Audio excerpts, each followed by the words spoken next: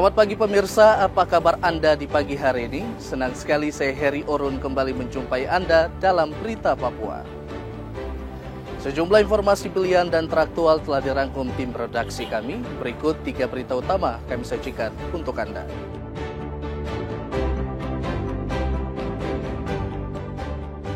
Dua anggota BRIMOB tewas dianiaya orang tak dikenal di Kabupaten Nabire.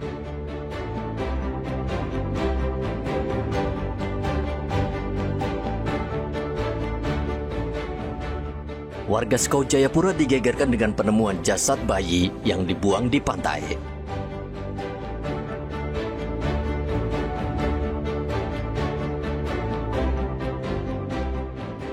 Kapal susun kandas di Muara Puriri karena mesin rusak. 20 penumpang dievakuasi tim SAR.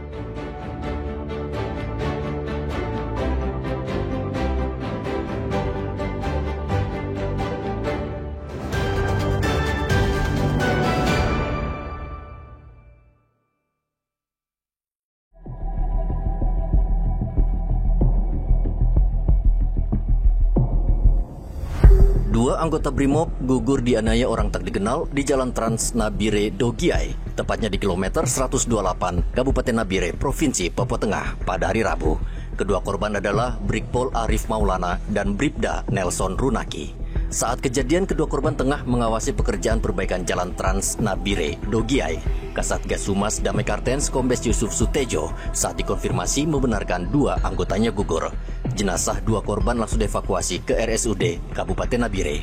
Ana dan Bribda Nelson Runaki telah gugur dalam tugas. Keduanya diserang secara brutal oleh kelompok tak dikenal saat bertugas. Hasil visum menunjukkan korban mengalami luka tembak dan luka sayatan senjata tajam.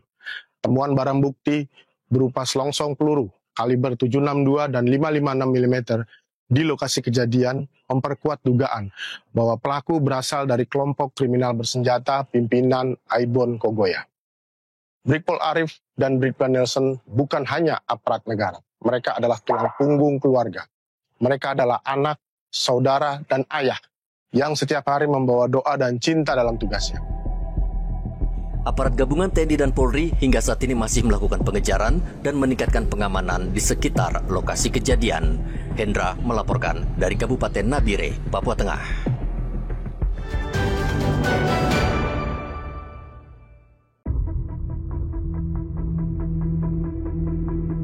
Warga di Pantai Skosai, Distrik Moratami, Kota Jayapura digemparkan dengan penemuan jasad bayi berjenis kelamin laki-laki pada hari Rabu. Penemuan jasad bayi bermula ketika seorang warga sedang mencari umpan pancing di sekitar Pantai Skosai. Saksi mata terkejut saat melihat jasad bayi dalam posisi telungkup di bibir pantai. Temuan tersebut langsung dilaporkan ke pihak kepolisian.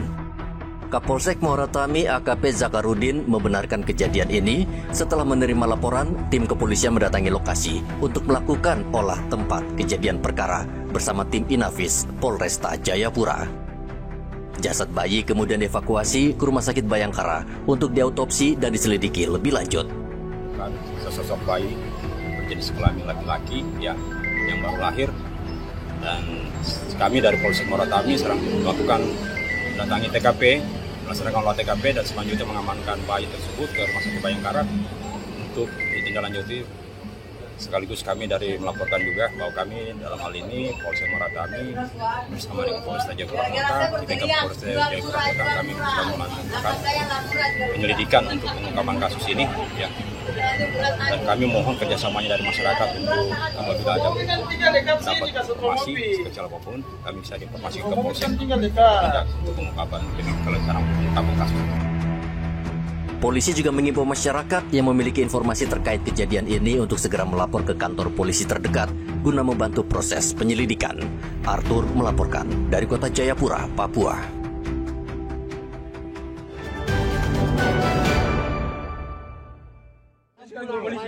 Aksi begal kembali marak terjadi.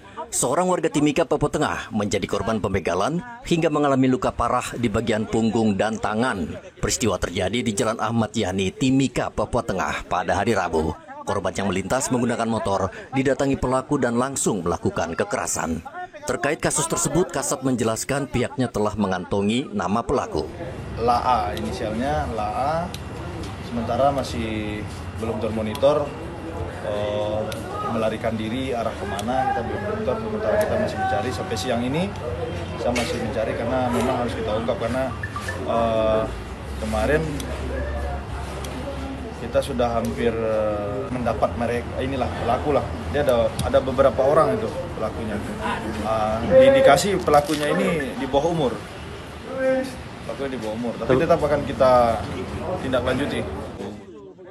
Warga Mimika diimbau segera melapor jika melihat aksi kejahatan di jalan. Dari Mimika, Papua Tengah, Igobat Momolin melaporkan.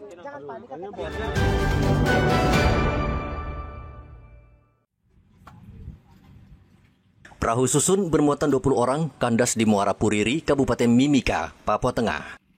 Kapal kandas karena mesin kapal mati sehingga membuat puluhan penumpang terombang-ambing di muara. Perahu susun ini bertolak dari Timika dengan tujuan distrik Agimuga, Kabupaten Mimika. Pemilik perahu berusaha menghidupkan mesin, namun tidak berhasil. Akhirnya, nakoda meminta bantuan tim SAR. Telah terjadi kecelakaan kapal mati mesin akibat kandas di Muara Nauga. Kejadian pada pukul 09.00, dilaporkan pada pukul 12.40. Kemudian aksi yang kami lakukan, kami memberangkatkan tim pada pukul 13.00 dengan berjumlah 5 orang rescuer mempergunakan RBB. Jarak dan waktu tempuh yang kami butuhkan jaraknya adalah 23 mil dari Pelabuhan Rumako. Waktu tempuh yang kami butuhkan adalah 1,5 jam. Evakuasi berjalan lancar, tim SAR langsung membawa seluruh penumpang ke darat dan tidak ada korban yang luka. Dari Mimika, Papua Tengah, Igobat Momolin melaporkan.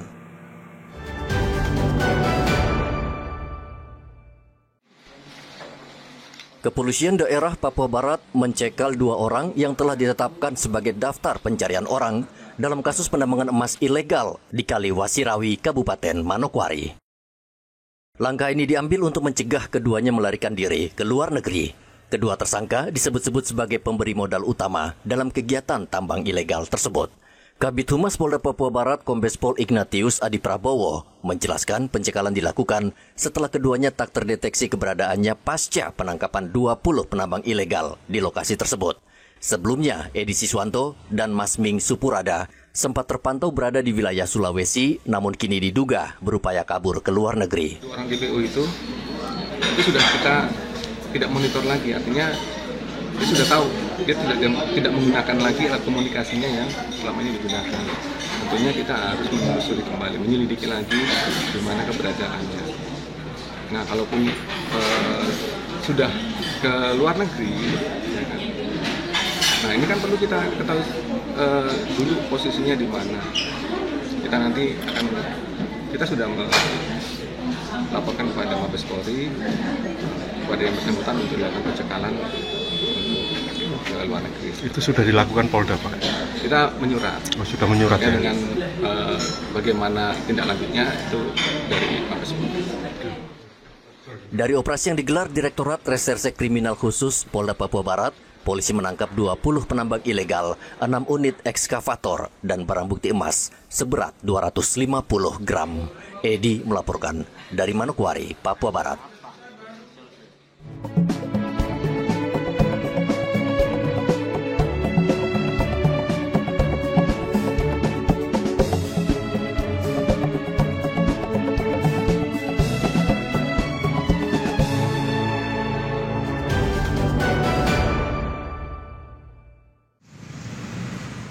Tahun ini Indonesia merayakan HUT kemerdekaan yang ke-80 tahun.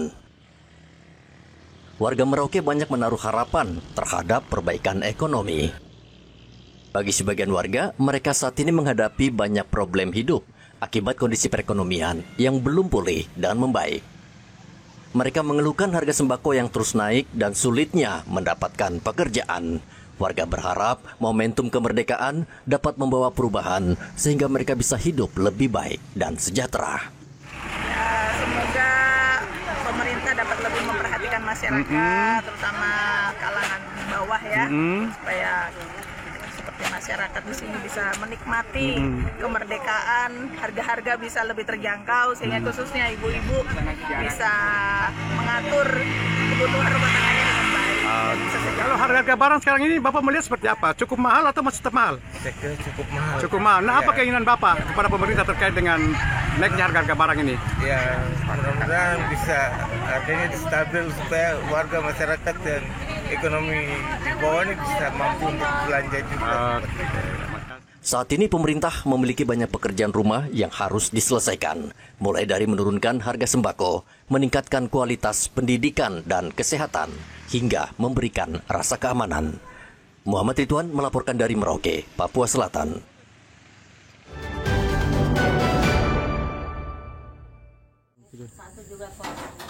Polisi saat ini gencar merazia pabrik minuman keras rumahan yang marak di Merauke, Papua Selatan. Hampir setiap hari polisi menggerebek sejumlah kawasan yang rawan peredaran minuman keras jenis kopi. Polisi menilai miras oplosan sangat merugikan masyarakat, karena selain tidak terdaftar di BPOM, juga sering menjadi pemicu kriminalitas. Satuan Reserse Narkoba telah melaksanakan razia minuman keras jenis Sopi di daerah KPG dan berhasil mengamankan barang bukti berupa 1 dandang besar, 1 galon besar, dan minuman dalam bentuk botol mineral, yaitu miras jenis Sopi. Dalam rangka pelaksanaan razia tersebut guna menekan angka kriminalitas menjelang Hari Kemerdekaan Republik Indonesia yang ke-80 di Kabupaten Merauke. Dari hasil razia tersebut, terduga pelaku 2 orang, inisial SL dan S. Warga diimbau tidak menjual minuman keras oplosan karena jika ditemukan akan dipidana penjara. Muhammad Ridwan melaporkan dari Merauke, Papua Selatan.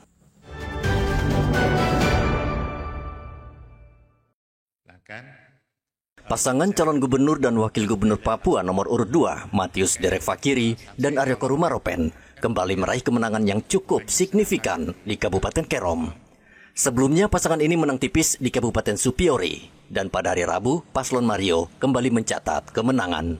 Berdasarkan hasil rekapitulasi tingkat provinsi yang digelar di kantor KPU Papua, Paslon Mario meraih 24.752 suara atau unggul 9.458 suara dari pasangan nomor urut 1 Ben-Hur Tomimano Konstan Karma yang memperoleh 15.294 suara. Ketua KPU Provinsi Papua Diana Simbiak mengatakan sejauh ini baru 2 daerah yang tuntas melakukan rekapitulasi, yakni Supiori dan Kerom. Sementara 6 kabupaten dan kota Jayapura masih berproses di tingkat KPU Kabupaten Kota. Ada 6 kabupaten dan 1 kota yang belum kita selesaikan.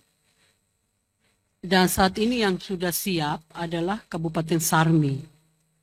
Tetapi di dalam tadi berkomunikasi terakhir, Pak Ketua masih dalam perjalanan.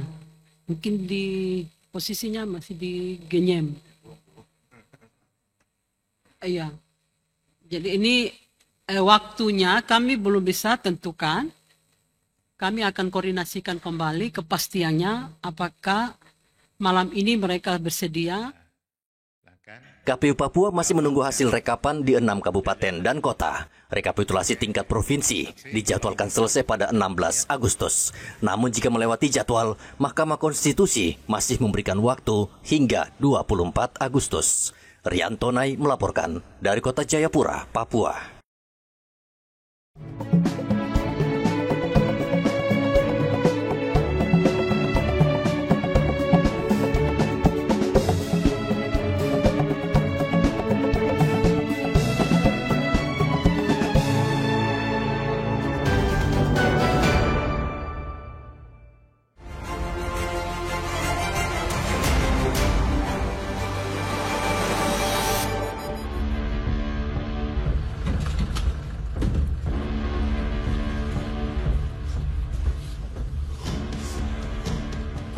Aparat gabungan Satgas Operasi Damai Kartens berhasil menangkap seorang anggota kelompok kriminal bersenjata, pimpinan Egyanus Kogoya, di Kabupaten Duga, Papua Pegunungan. Nowaiten Telenggen ditangkap di sekitar Puskesmas Kenyam pada hari Jumat. Penangkapan berawal dari informasi warga yang melihat pelaku dalam kondisi dipengaruhi minuman keras. Sekitar pukul 9:04 waktu Indonesia Timur, pelaku lalu diringkus tanpa perlawanan dan dibawa ke Polres Nduga. Hasil pemeriksaan awal, Nowaiten mengaku kepada polisi terlibat dalam 3 aksi besar, yaitu penembakan mobil di Jalan Trans pada April 2022, penembakan pesawat Sam Air di Bandara Kenyam pada Juni 2022, dan pembantaian pendeta, ustadz, serta warga sipil di Kampung Nogolait pada Juli 2022.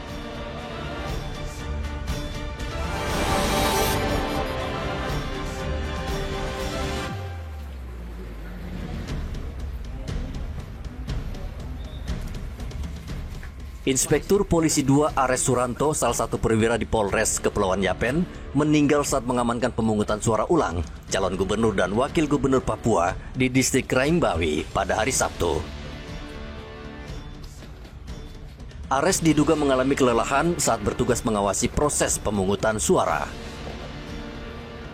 Ia sempat dilarikan ke Rumah Sakit Umum Daerah Serui, namun nyawanya tidak tertolong. Jenazah Ibda Ares dimakamkan pada hari Senin di Taman Makam Bahagia Serui sebagai bentuk penghormatan atas pengabdian dan jasa-jasanya.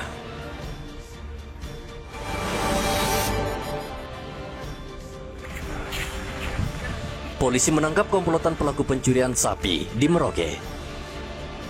Dalam aksinya, mereka tidak hanya mencuri, tetapi juga menjual daging hasil curian hingga keluar daerah dengan harga berlipat. Polisi meringkus DT berusia 19 tahun di tempat persembunyiannya di Kampung Wayan. DT berperan sebagai sopir yang mengangkut daging sapi hasil curian. Selain itu, polisi juga menangkap AN yang bertindak sebagai eksekutor pencurian serta seorang ibu muda berinisial R. R diduga menjadi penadah daging curian sekaligus pemasok dana bagi pelaku untuk menjalankan aksinya.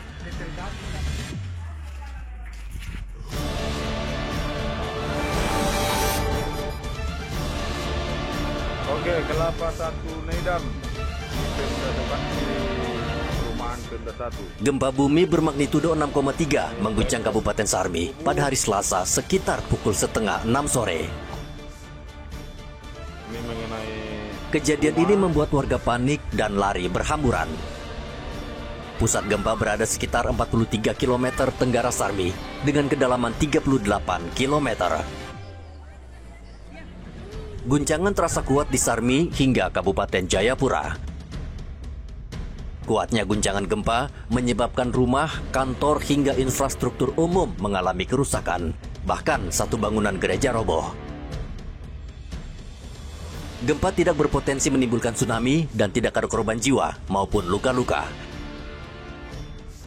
Masyarakat diminta tenang dan terus memantau informasi dari BMKG dan instansi resmi.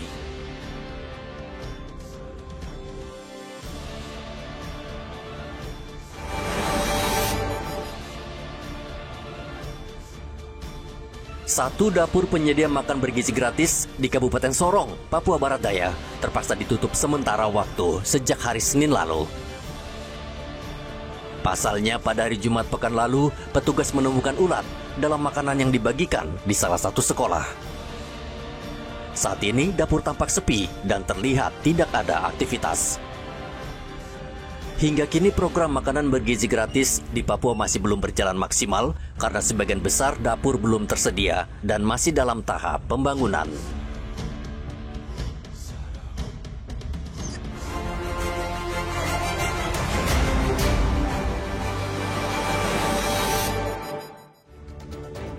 Pemirsa, informasi tadi mengakhiri jumpa kita dalam Berita Papua hari ini. Saya Heri Orun, mewakili seluruh kerabat kerja yang bertugas, mengucapkan terima kasih untuk kebersamaan Anda. Selamat pagi, selamat beraktivitas, dan Wanyambi.